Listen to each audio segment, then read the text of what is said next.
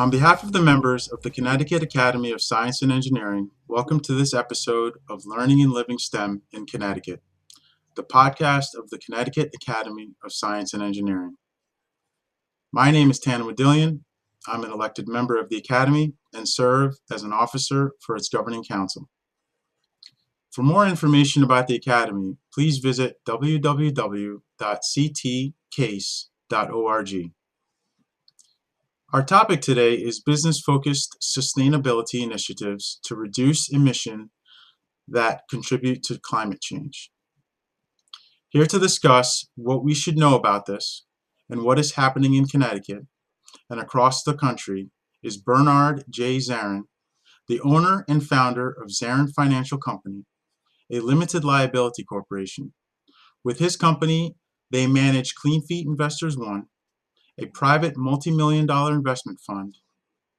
He is also an honorary member of the Academy. Welcome, Bernie. Thank you. Thank you very much. It's my pleasure. If I could, let's start with understanding more about Clean Feet and its investment portfolio. Certainly. I had worked with a gentleman by the name of Jigger Shaw for a number of years when he was running something called the Carbon War Room a number of years back for Sir Richard Branson, and they were trying to build a large endowment to essentially fight the ever-present threat of a worsening planet from too much carbon emissions and other, methane emissions and other harmful emissions that are causing a warming of our entire planet. And in 2010, Jigger Shaw and I started the very first Clean Feet Investors Fund, Clean Feet number one. And we were offering it to accredited investors, which is defined as someone worth $1 million, excluding their residence. But other than that, there were no restrictions. We took in investors over a period of several years. We raised just over $25 million. And then we had the challenge of investing in sustainable assets that we also hoped would give our investors a good return. Okay. And that worked very, very well.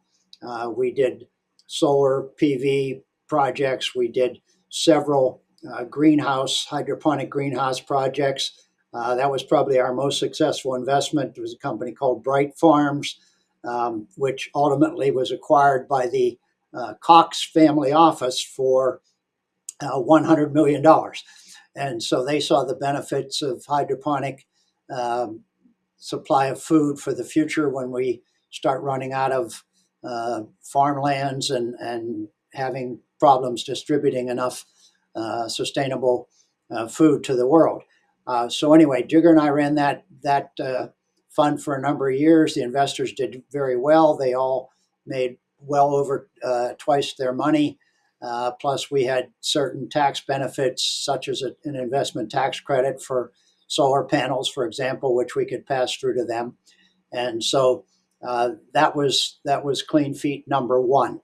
Clean Feet number two, we started about 3 years ago, and we have raised money on that as well, made investments on that, again, in some solar applications. We have 2 different greenhouse investments. One interesting thing for the people of Connecticut, which I find intriguing, is that only 4% of the food consumed in the state of Connecticut comes from Connecticut.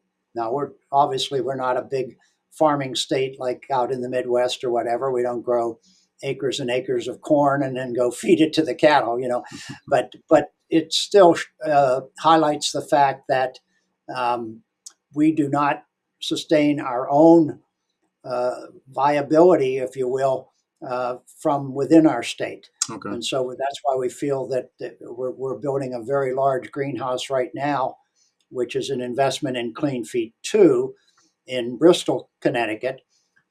We bought a 21-acre parcel and building the first phase of that greenhouse. So we believe that the greenhouse model is important. When you come into this time of year, into the winter months, most of our produce, if let's use lettuce as the prime example, Okay. it's grown in California, Arizona, Mexico.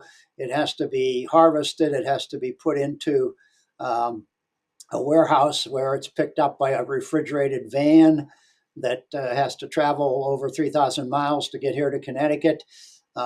It's not a sustainable thing to run a refrigerated van that far and use that much energy. When the truck driver has to take a break, he has to stop and plug in his refrigerated van. Mhm. So you use up a tremendous amount of energy just getting lettuce here to go out on a supermarket shelf. And then to Almost an add to that, oxymoron. yeah, to add to that dilemma is that all those, if you go in the supermarket, you'll see every one of those clamshell plastic containers with lettuce in it has a sell by date. Well, the sell by date is, usually only 4 or 5 days after it goes on the shelf, and at that point, the supermarket says, "Well, the consumer is not going to buy something that says it's already past the sell by date because it's probably bad." So then they either throw it away, or in many cases, hopefully, they give it to a soup kitchen or someplace because it is still a usable vegetable. So that's sort of a broad picture of where we've been with Clean Feet 1 and now with Clean Feet 2, which we're now closing down for new subscriptions. And we're looking ahead to what would happen next. But our mantra is that we're helping companies that otherwise might not have the financing or the equity to put into their product. That's number one. And number two, we're helping spread the technology that we feel is badly needed to overcome the fossil fuel problem that we have. We've lived off of, if you go back and look at the research, we've lived off of um, coal, and initially coal. I just bought this book. And, oh, it's going to be backwards. But anyway, the name of it is More and More and More. It's a history of the use of energy, going all the way back to when people first started burning wood for fire to cook some meat off of some animal that you hunted down, maybe with a spear, going Sure. back far enough. But Yeah. the whole evolution of it is we just need to consume more and more and more energy, Yeah. which is going to use more and more of our resources.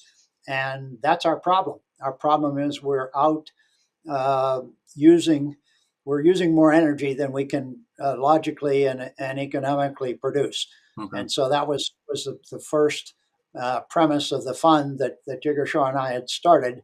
Also, we took pride in the fact that we were helping start companies that otherwise wouldn't have the capital to perhaps start their own business. Okay. So that's Tan. That's a broad based spectrum of where we've been, and we hope to continue to fight sustainability in any way we can. You've been very helpful to us as well in helping us find suitable investments for the funds, and we appreciate that very much. So, where do you want to go next, Tan? Yeah, no, no, I definitely appreciate the great summary. A lot of good detail there, and obviously a lot of good nuggets of things that we need to consider and think about. I actually want to touch a little bit more on what you mentioned with hydroponics, I believe is the term. And Sure. so you did mention that you're building a facility in Bristol, and trying to get the food much closer to where it's actually consumed as opposed to trucking it in, as you mentioned before. So can you share a bit more about what is hydroponics? How does it work? And how can people in Connecticut benefit more from hydroponics going forward? Okay. Hydroponics, as the term would imply, means you're growing something in water. And what we build is these large arrays of ponds. Really, they're 3-4 feet deep, and you're constantly dealing with testing and enhancing the um, essential elements that go into the water. Obviously, just water out of the tap, is not sufficient with nutrients to, let's say, grow a head of lettuce. So we're constantly monitoring the what's in the water and how it's being affected by the nutrients that we add. We don't want to use we want to use as much natural nutrient as possible, but fertilizer is fertilizer. You'll put various types in. We had an early experience with one of the greenhouses we built for Bright Farms.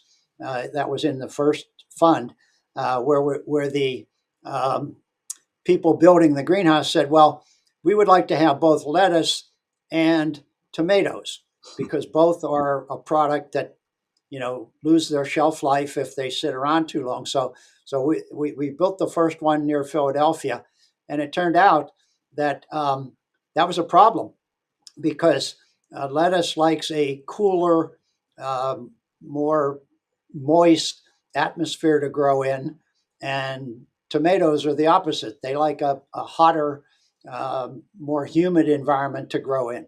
And furthermore, when you're going to grow tomatoes, you have to have a pollination of those little flowers that come on. So you got to put a bunch of bees in there, and they pollinate the tomatoes. But we found very quickly that the two crops were not compatible at all.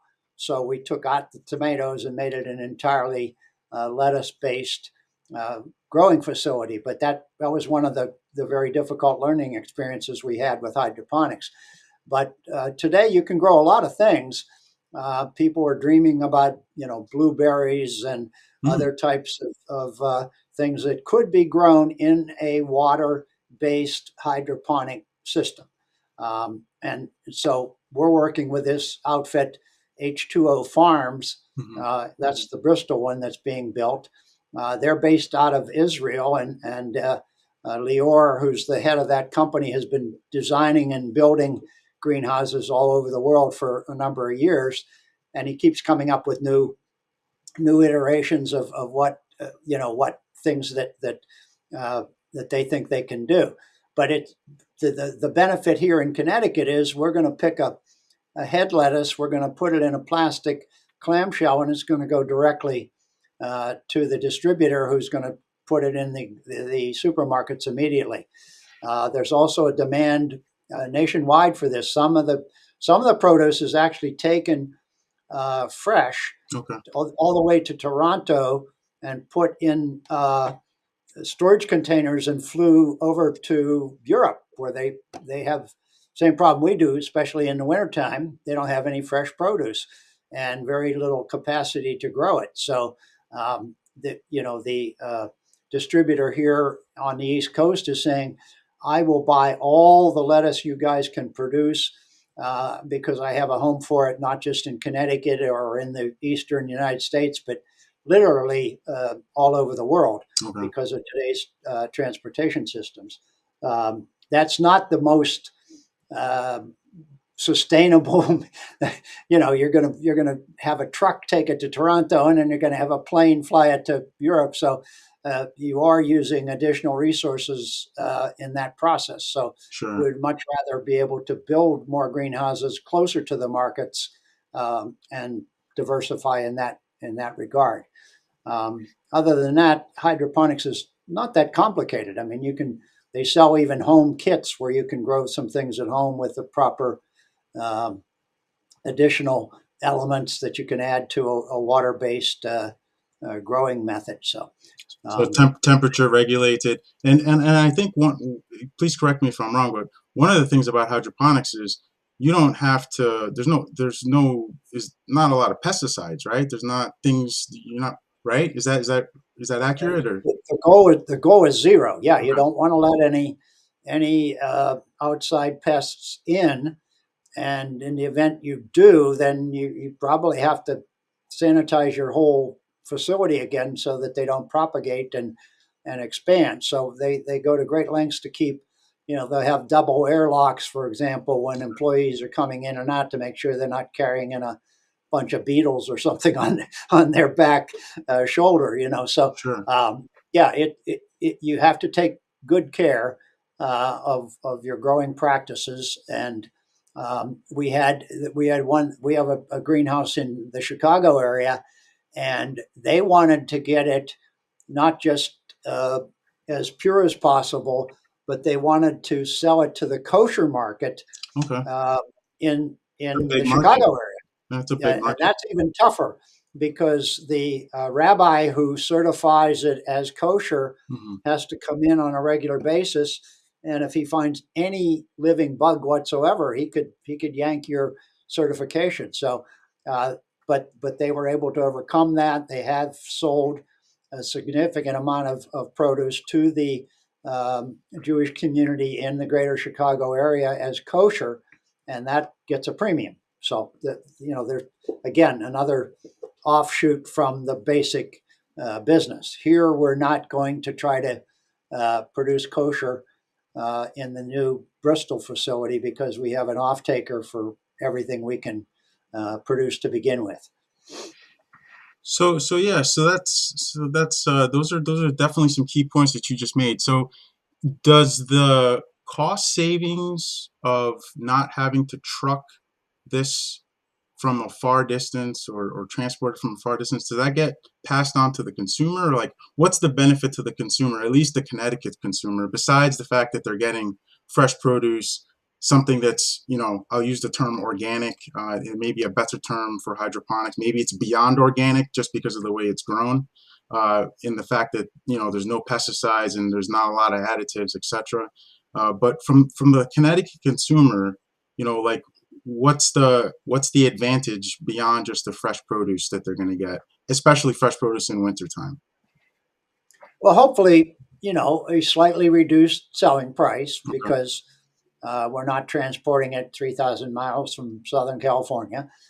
Secondly, the supermarket uh, operator recognizes this too, so he's able to perhaps give the consumer a small price break compared to something coming from a lot further away.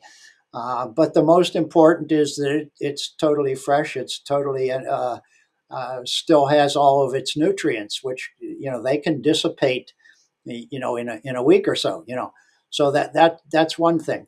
Now there are other places, like you can go into to some of the really upscale supermarkets where they leave vegetables out open spaced, and then you pick what you want. But the plastic clamshell for head lettuce and for leafy lettuce is pretty standard now. You don't see much of the. You're not going to see a whole tray of leaf lettuce laying out in the middle of the store, and with people just grabbing a handful and putting it in a bag. That you lose a lot of the sanitary conditions that way too. Sure. So the benefit is mostly longer useful life. Yep. Some of the head lettuce that we're growing now, with the H2O Farms people also have a smaller facility down in Guilford, and we are invested with that as well. They leave the roots on the lettuce and tell the consumer if you put this in water and put it in your refrigerator, it'll last for a couple of weeks before there's even a drop in either the taste or the nutrient value of it. So again, and Europe is quite a bit ahead of us. You've probably read about how the Dutch grow a very large percentage of all their food now Yeah.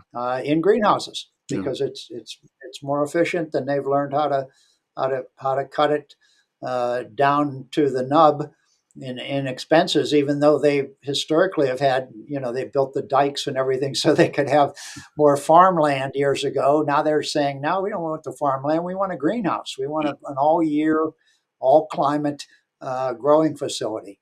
So that, I guess, I don't know, is that enough on the local basis, Tan? Yeah, no, and you also get, I mean, the key points I think that you made is, like, you're getting a longer shelf life, right, for the product.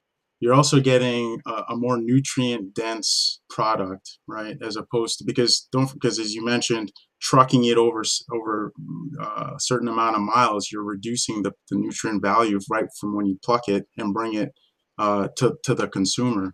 So I think those things in general, and then potentially you're also passing on savings to the consumer. Those are three major checkpoints, at least for me as a consumer, uh, than you would get from other products on the market. And then you're also getting the concept of not having a lot of pesticide use, and getting the quote unquote organic stamp on it, so to speak. So yeah, no, these are tremendous things that I don't think people really consider.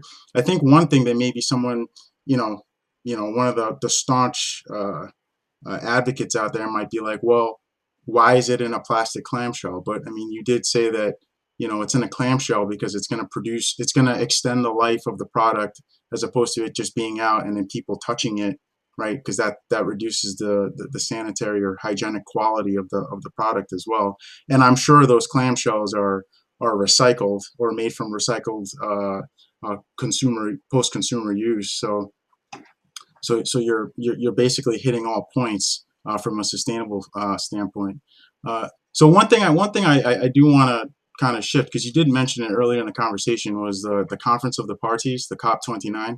So I wanted to get, because I mean you've been doing this for so long, and your wisdom is very valued here. Like, what did you, because you said, people say they're going to do stuff and then we get egg on our face. Like, what do you think needs to potentially happen in order for us to maybe move the needle? I did see, just in passing, that the new collective quantified goal. They raised it from 100 billion to 300 billion for the smaller countries, the developing countries, because their impact is not as large as the developed countries.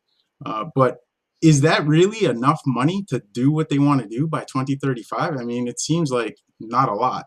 And It, I don't know yeah. if you want to just expound on that, or Yeah, I mean, you can add zeros to every need we have for capital to put into not just more sustainable features for people. They take these island nations, which some of them are already seeing sea level rise that's encroaching on the size of the nation. And they're saying what happens. My biggest fear is the ice melting. We're seeing it, we're hearing about it, we're not paying enough attention to the fact that, for example, Antarctica has a couple of these huge ice shelves that are hanging out, literally hanging out over the edge of the ocean. And there's grave concern by the scientists that it'll just crack off. One of those ice shelves could raise the sea level rise uh, around the world by several inches. Well, several inches, southern Florida is not inhabitable any longer. The Everglades are already almost at sea level, and if you raise sea levels all over the world, you're going to raise more flooding. The country, a friend of mine spent a lot of time in Bangladesh. He was a priest who went over there to minister to the people.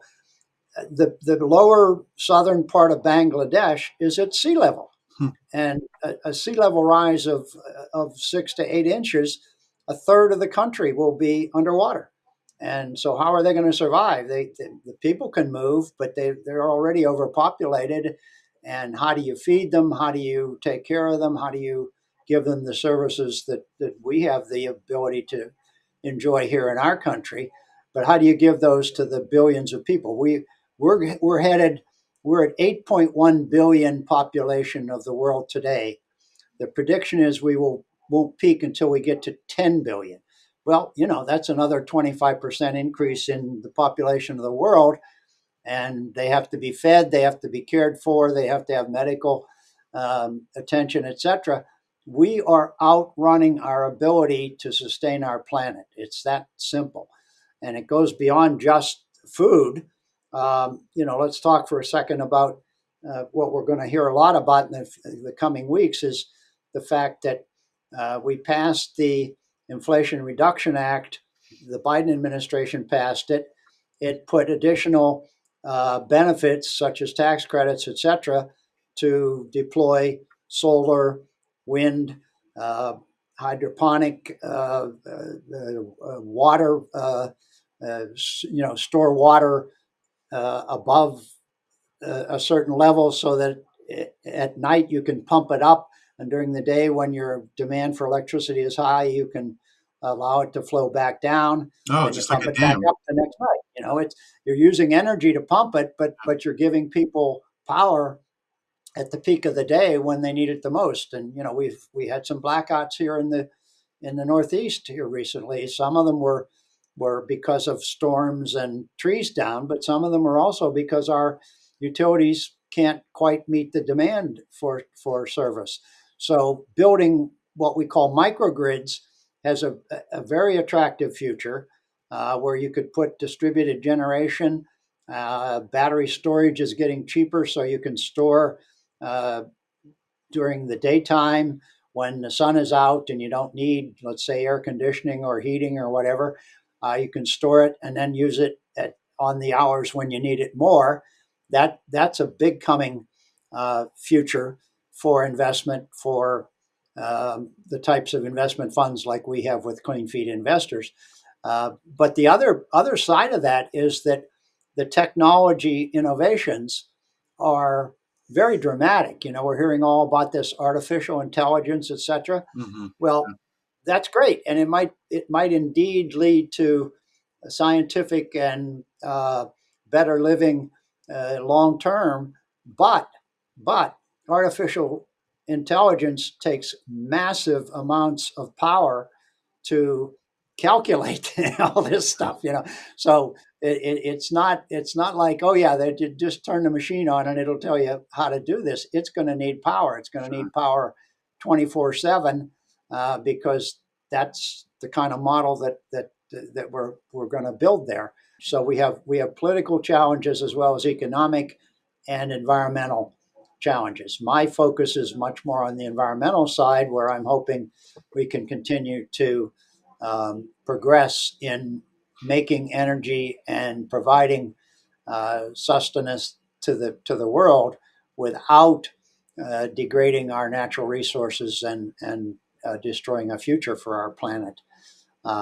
It's a tough world. I have 7 grandkids, and I tell them all the time, I don't know what kind of world you're going to live in after I'm gone, but 30, 40, 50 years from now, I'm not very optimistic that it's going to be better than it is today. It should be Yeah, because we have the technology to do it, sure. but do we have the willpower and the dedication to it that I think we need? So how do we remove, so as a business leader and as an investor, a successful investor, I might add, how do you what is your advice to other business leaders to help destigmatize the sustainability, right? Because I don't know. I mean, in some realms, it's almost like it's a bad word or something. There's a lot of scary things going on. Okay. Um, we're not trying to solve those problems, but indirectly we are.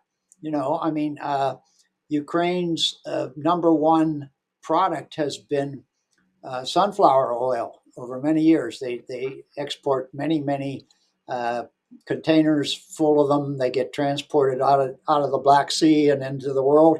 Um, they couldn't process nearly half of their crop this year because of the turmoil that they're just defending themselves. So what do we need? We need environmental justice, we need political justice, and we need peace and the ability to recognize that breakthroughs in China can help breakthroughs in some small island nation in the Pacific Ocean. The Paris Accord was a very important part of the dedication to this a few years ago, and everybody has to go at their own pace. Everybody has Sure. to look at themselves and say, what am I doing? You haven't had the chance to come up to see my environmentally sustainable house, but I hope you can at some Oh yeah, no, I place. wanted to. I was going to Yeah, ask you about that because I've heard really good things about it. So I mean, if you want to talk about it now, that'd be great because I was actually gonna you know let people know that he puts his money where his mouth is. Like he's not just preaching about this stuff; he actually is doing it. And please go ahead. yeah, yeah. So I bought a house in 1989. It was already like 40 years old and being running down, not in great shape. I lived in it for 10 years and then I decided I need to remodel this thing. So we tore it down to the basics and we rebuilt it with every environmental benefit we could add. I put in a 15 kilowatt small wind turbine, Okay. and I'm up on the top of a ridge, and so I get very good wind up there. So I create uh, my own sustainable power with the wind turbine. Then I put solar panels on the roof, some for making electricity and net metering that into the grid. But I also have some solar thermal panels where I preheat my hot water and send it down to a storage tank in the basement so that I have hot water when needed.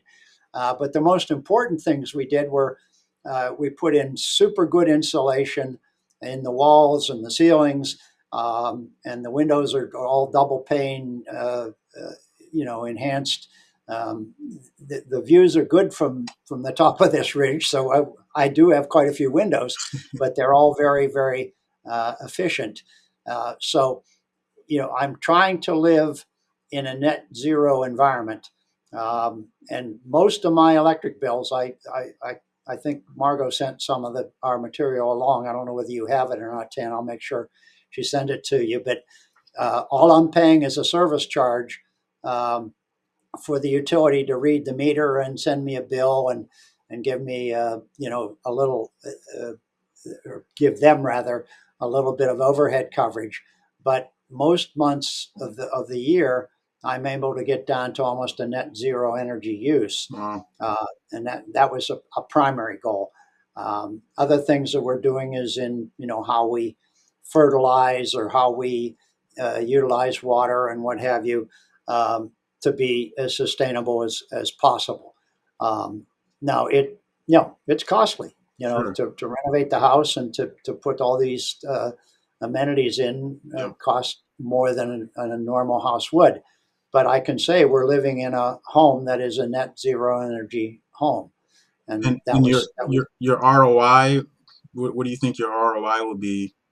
it's, Uh, it's not fantastic. It's not 20%. I'm afraid. okay. The investment was well worth making, Okay. but it's been 10 years now since I did the renovation. I have not gotten uh, to net payback yet by any means. But But maybe I'll leave the that house. was probably also because it was. I mean, it was also 10 years ago. So I mean, in the last 10 years, technology's come a long way. In the next 10 years, technology will come even further. And as a result of that progress, hopefully the cost also follows suit as well with that progress. Would you say, or I agree. You're seeing. Do you know the PACE group, People's Action for Clean Energy? I'm They're not familiar? No. okay. Well, they're here in the Hartford area. Good two guys who started a nonprofit, and I went to an all day session of theirs 2 weeks ago, Okay. and they're promoting things like heat pumps, Okay. which are more efficient than burning a fossil fuel or using electricity to heat and cool your home. And it's working. The heat pump cools your house in the summer, heats your house in the winter, and is kind of neutral in between, I guess.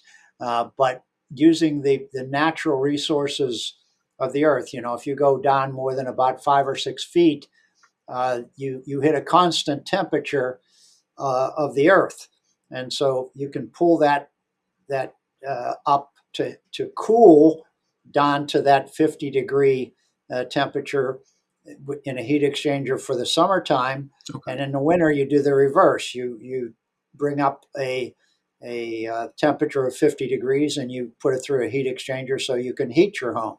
And so that's how I heat and cool the house, is with the geothermal system. And I have three wells that go down about 100 feet apiece to pick up or drop that energy at below that frost level. So there's so many of these things that the the technology is getting better. If we can get the consumer to adopt it, Yeah. they will have a lower consumption of energy and still be just as livable as if they used more. So maybe, so just, harkening back to the discussion about, how we deal, we take the stigma away from sustainability, the word sustainability. I mean, some of the things, comments that you made, it sounded like, if we're able to work across the board, right?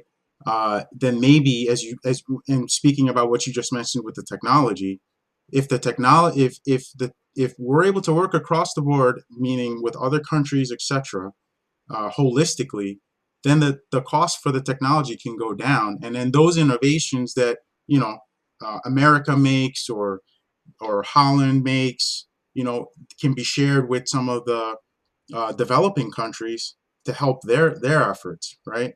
So, is that would you consider that to be a potential goal for the next conference of the parties, or is that, or I mean, or what do you think about that? Absolutely. I mean, carbon emissions aren't our only problem. One of the things that scares me the most is back in the 1990s, before Jigger and I started Clean Feet One, I had a company that collected the gas that is generated in landfills by the decomposition of organic matter. Okay. And it comes out of the landfill and into the atmosphere as methane. Well, methane is a far more potent greenhouse gas. It's about 83 times worse than carbon dioxide. So allowing methane to just evaporate up into the atmosphere and block our heat is very dangerous, and it's causing the part of the global climate change problem that we're addressing here, which is you don't want the environment to get hotter, but Sure. it is getting hotter. Yeah. And so the one that scares me the most right now, Tan, is um, all of the Arctic is surrounded by um, uh, swampland and lowland and things where, the woolly mammoths died and fell down in that water years ago, Sure. and it's been freezing for decades, not decades, centuries, thousands of years. Well, what's happening is, and you see this on the TV, the Arctic has melted every summer now completely, where to where the steamships can come off of the Atlantic Ocean, go all the way across the Arctic, and end up in Alaska, you know, which sounds wonderful for the shipping companies. But what they're doing is they're melting this frozen tundra at the Arctic Circle, which is just like what we were getting out of landfills. Once it melts, it vaporizes, it goes into the atmosphere as methane. And methane is terribly, terribly potent and influencing our global warming by far more than CO2 out of the exhaust pipe of your car, for example. We're doing a lot there. California's adopted more regulations just recently to stricter air emissions from vehicles and promoting public transportation using electric buses or what have you. But we're still a long way from uh, taking that set of opportunities to the whole world, which is, in effect, what the COP uh, 29 years worth of meetings has an objective of. But we go to the meetings, we discuss it, everybody shakes their head and said, yes, we must do something more about climate change. But do we do it? We do some of it. Yeah. We don't do enough of it. That it's that simple. And the technologies are there. So for young folks, looking at some of the work that you've done and all the things that you've been able to accomplish in your career, what advice would you give a young person today who wants to aspire to potentially follow in your footsteps? Well, and it's advice that I give my grandkids, Okay. and it's sort of working. I have my oldest grandson graduated from University of Colorado a couple years ago with an engineering degree, Okay. and he was able to secure an internship at NREL, which stands for the National Renewable Energy Lab in Boulder, Colorado. And they assigned him to a project, and he's been the chief uh, experimenter, if you will, on this project. And what they're working on is a way to use wave energy. Out in the middle of the big oceans, you've got these huge swells that go up and down and up and down. Well, if you put a long piston rod in the ocean where you have these big swells, and at the bottom you have a gearbox that when the um, swell goes down, this piston turns the gearbox and creates energy. Then when the swell goes back up, the floating piston goes up and again turns a gearbox, which makes energy. And so he's written a couple of papers on it and given some presentations on it. And I'm very very proud of that because NREL is considered one of the best research labs in the world. The problem they're running into now though is um, as the sea as the soil and the seabed changes and moves around and shifts and the sands come over it and whatever, they're saying we've proven the technology works. Now Sure. the problem is, can you economically build it so that the shifting corals and the sands and the various sea creatures and whatever don't disrupt it at the bottom where it's making the power?